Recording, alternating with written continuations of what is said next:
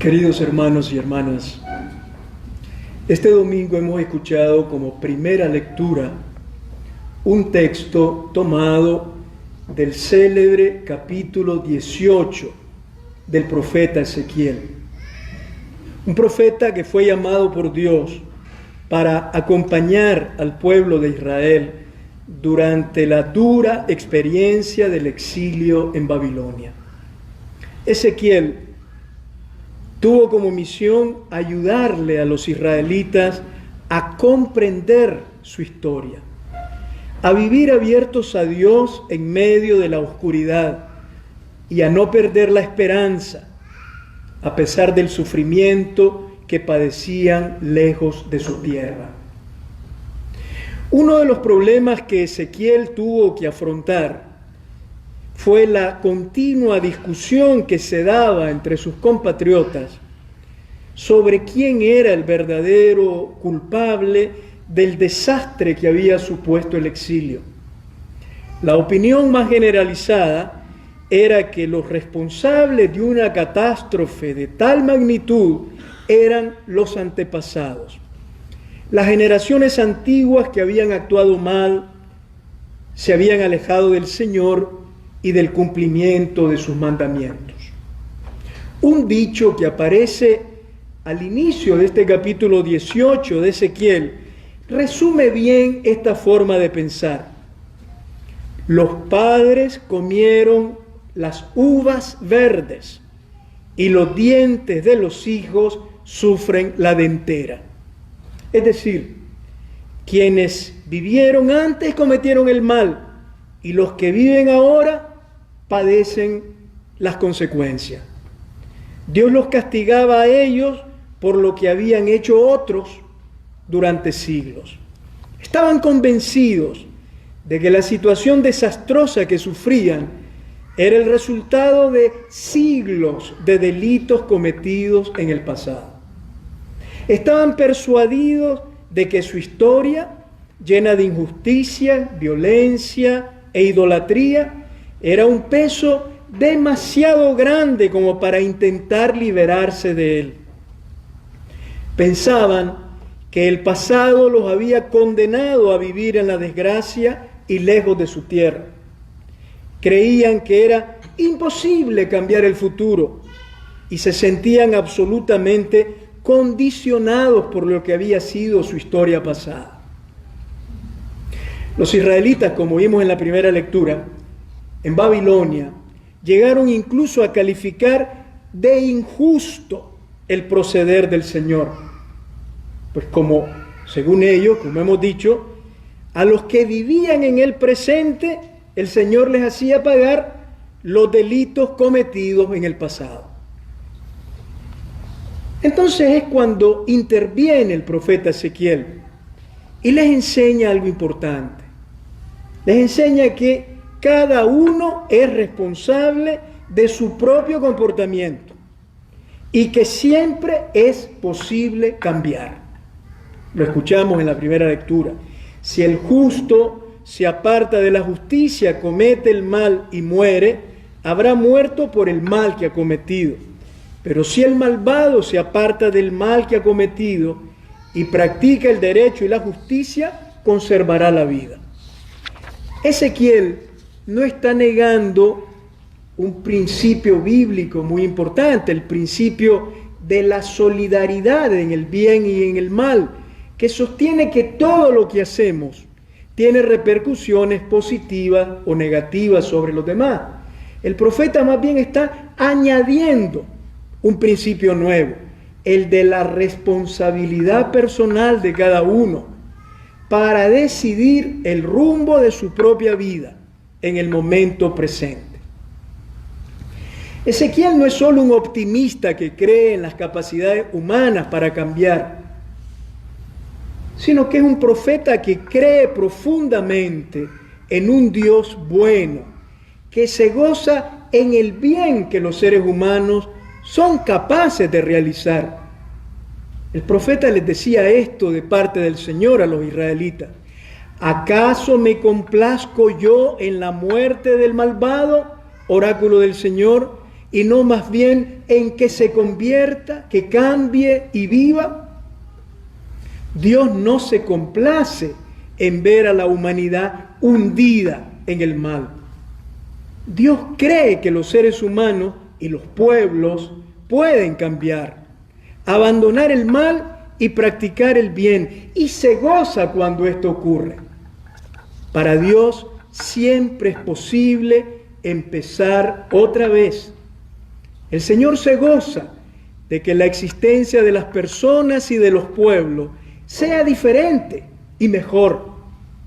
Por eso Ezequiel no se cansaba de decirle a los israelitas en el exilio: si el malvado se aparta del mal que ha cometido y practica el derecho y la justicia, conservará la vida. Insistía una y otra vez que nadie debería quedarse acomodado en su fango, y alimentaba la esperanza del pueblo para construir un futuro mejor. El pasado siempre condiciona, pero no es una herencia fatídica de la que uno no pueda liberarse. El mal cometido nunca tiene la última palabra. Si la historia pasada estuvo teñida de delitos y maldades, eso no quiere decir que el presente no se pueda construir de un modo diferente. No es decisivo el pasado, ni los pecados cometidos, ni la herencia negativa que la cultura y la sociedad nos hayan podido imponer. Nadie, ninguna persona ni ningún pueblo están irremediablemente perdidos. No es verdad lo que decían los israelitas. No es verdad que las uvas verdes del pasado deben producir siempre de entera en el presente. Hoy se pueden sembrar viñas nuevas con uvas maduras que no causen ningún daño. Y el primero que se pone de parte nuestra es el Señor, que no se complace en la muerte del malvado, sino más bien en que se convierta y viva. De esta manera, el profeta Ezequiel levantaba la moral del pueblo de Israel en el exilio, un pueblo sumido en la desesperanza y resignado a seguir arrastrando las consecuencias del pasado. La enseñanza del profeta Ezequiel sigue siendo válida hoy. La historia no está escrita para siempre.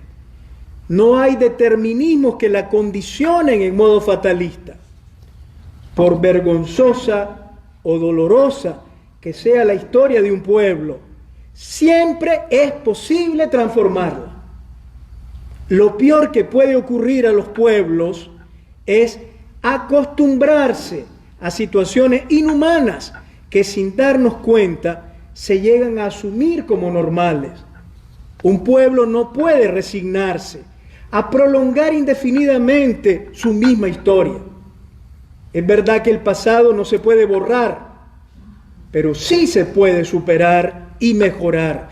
De lo contrario, estaremos iniciando la historia cada mañana. Era tan compleja y dolorosa la situación en el exilio que los israelitas en Babilonia habían dejado de soñar con una historia diferente. Estaban decididos a seguir sufriendo. Estaban decididos a seguir padeciendo la dentera de las uvas verdes que otros habían sembrado. Ezequiel les recuerda, de parte de Dios, que el malvado puede dejar la maldad, que la historia se puede y se debe cambiar, y que Dios se complace cuando esto ocurre. Los pueblos no pueden ser marionetas del poderoso de turno, ni deben conformarse con repetir una y otra vez los mismos errores del pasado. En el exilio en Babilonia hubo momentos en que todo parecía oscuro y que ya no se podía hacer nada. Cuando los israelitas en el exilio se sentían como un montón de huesos secos dispersos en un valle solitario, por medio del profeta Ezequiel el Señor les prometía soplar sobre ellos un viento de vida para convertirlos en un pueblo vigoroso. Cuando los israelitas en el exilio se lamentaban de sus pecados y se sentían incapaces de cambiar, por medio del profeta Ezequiel, el Señor prometía arrancarles el corazón de piedra, su forma antigua de pensar y actuar, y darles un corazón nuevo, capaz de soñar, de hacer el bien y practicar la justicia para construir una historia diferente. El exilio le enseñó a Israel que el pasado no se puede borrar, pero se puede superar. Que un presente sin futuro no tiene sentido y que el futuro de un pueblo no está escrito de antemano.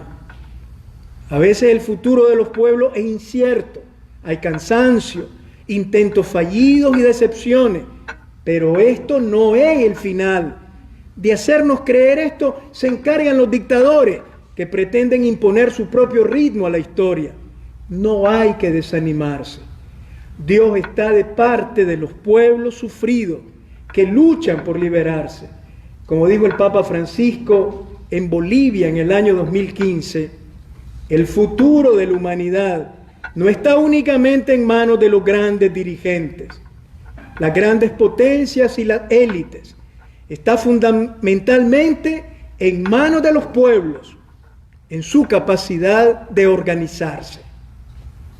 Ezequiel no se cansó de inculcar a los exiliados que Dios siempre tiene una infinita confianza en los seres humanos, a pesar de los pecados personales y sociales que cargamos. Dios cree en nosotros siempre. Confía en que somos capaces de construir una nueva historia. También nosotros podríamos empezar a confiar más en este Dios bueno y justo, que sopla aires de vida en la aridez y transforma los corazones de piedra. Con Él podremos acabar con las uvas verdes y la dentera y hacer que por fin maduren racimos frescos de buena uva que destilen fraternidad y justicia, paz, verdad y libertad. Amén.